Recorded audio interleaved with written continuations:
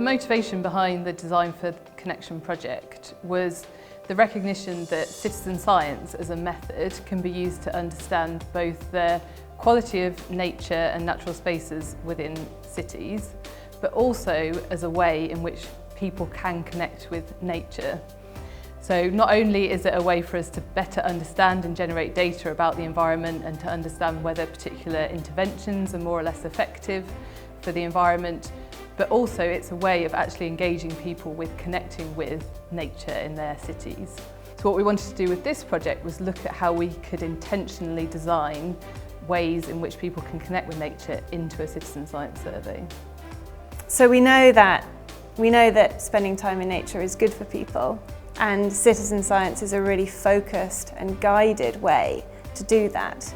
So by designing a citizen science activity, and our activity was based around observing plants and the insects that visit them, it was designed to be incredibly accessible, so anyone could take part even if they didn't have any pre-existing knowledge of plants or insects, and that they would be guided through this process that gives them directed time in nature, so they experience those benefits and perhaps are doing something that they've never done before, learning a skill of observation, and at the same time are collecting data that's genuinely valuable to us in terms of understanding what plants and insects are there in that environment. So what we know about citizen science and citizen science participants is it often attracts the usual suspects. So men, middle-aged, older people, white people, and it doesn't tend to attract people from marginalised groups. And what we're trying to do with this survey and the way that it's designed is make it attractive and accessible to anybody, regardless of their background and their current level of nature connectedness, their current level of knowledge about nature.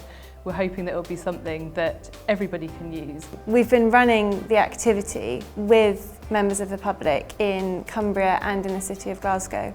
So we have two very different environments in which people are trying this activity, and people who come from a wide variety of backgrounds, but we have been focusing on areas where there is high levels of deprivation. So reaching people that might not have that nature connection already, but even whether you're in a national park or in the middle of a city, there are still spaces that can facilitate that connection. So the value of small gardens and of parks that are designed for people to do this kind of thing is really important.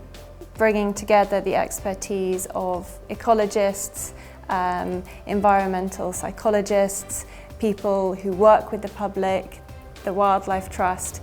Everybody has their own different experience and their own bit that they bring to that project and that design, which gives us this citizen science project as a whole, because a lot of the time these citizen science projects are designed just by the scientist who wants the particular data.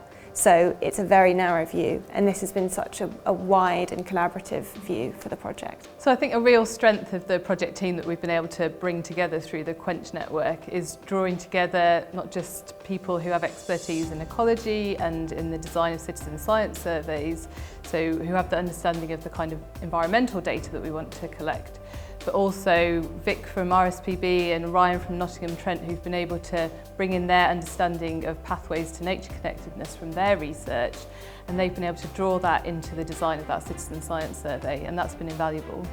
So I think at the high level, people are becoming less connected to nature, and if you lack a connection to nature, it's very difficult to care about it, to help it and to improve it. So by improving people's connection, we're helping people for their own well-being, but also then giving them that sense of care that benefits the natural environment.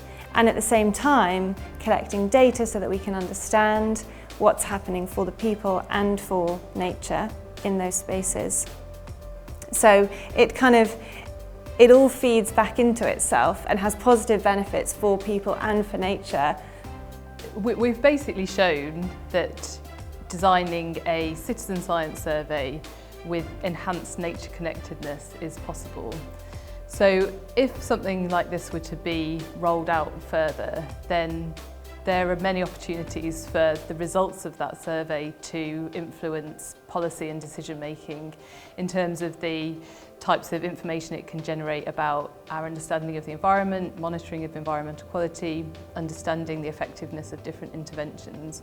There's lots of possibilities for the way in which citizen science data can be used to influence policy and decision making. The other thing that's been really clear from running the project on the ground is that the environment in which you do the project doesn't need to be anything particularly fancy.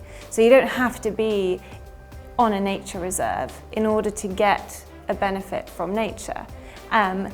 Green spaces that are well designed and accessible to people make a difference. So it can be a small space in a city, but if it has been well designed and it's actually catering to improved nature, then that's something that will benefit the people that experience it. So we all know that nature is under threat, but the nature on our doorstep is where we really can make a difference. And within cities, providing well-designed green spaces can hugely benefit insects, pollinators, the wider ecosystem. If we can design those spaces for nature and for people, it doesn't have to be one or the other. It can be both, and they can both feed into each other to create a really positive benefit. And I think through Design for Connection, we're hoping to show how using citizen science, we can better understand how those spaces can be designed both for nature and for people, but also that citizen science can be used as a way to connect people with nature.